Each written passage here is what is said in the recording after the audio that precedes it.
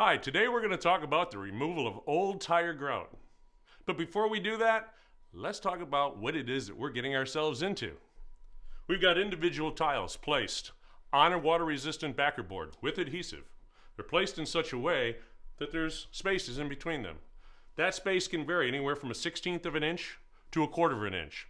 As we see here, this is about 1/4 of an inch spacing right here.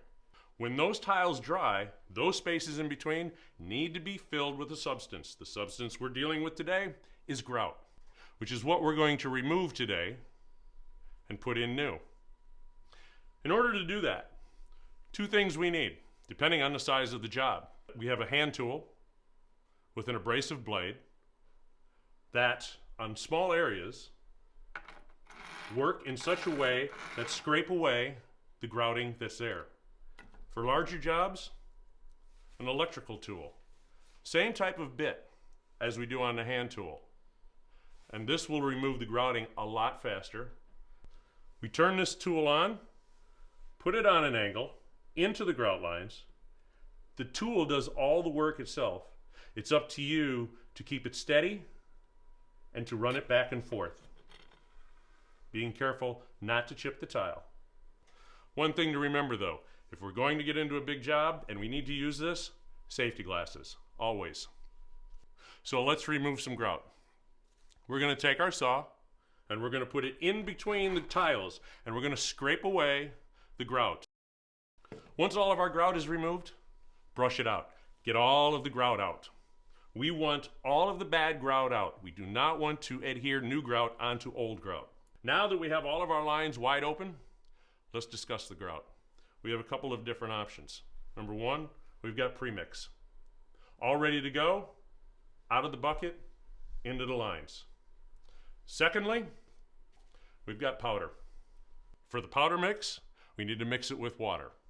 A mixture of about 3-to-1 will do, although you may need to add water or add powder in order to get the consistency that you like.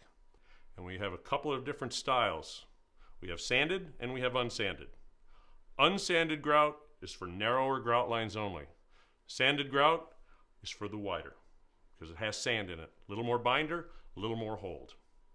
Once we've mixed all of our grout together, we're going to take our grout float and we're going to put some of that grout on top of this.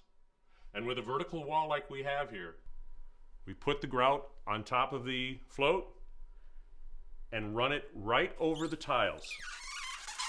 And we want to continue to run that grout right over the tile a couple of times. Maybe 2, maybe 3, maybe even 4. What you're going to find is that all that grout that was on there and runs onto the surface of your tile is going to work its way into all these grout lines. It is very, very important for you to make sure that you fill those lines all the way. Run it continuously everywhere that you need to until you're done. Next thing, take your sponge. Bucket of cold water, rinse it, wipe the excess grout off of the tile. Being careful not to remove any of the new grout that you've put in there. You're going to end up doing that a couple of times. If it takes 3, if it takes 4, do it as many times as it takes. Make sure you start with a bucket of clean water. When you get all done, you're going to find that there's a very light haze on this. A couple hours after it dries, take that same sponge, wipe it off. Grout will take anywhere from 24 to 48 hours to dry before you could use it, before you could put a silicone seal on it. So allow it to do that. Now you have just replenished a brand new grout wall on your old tile.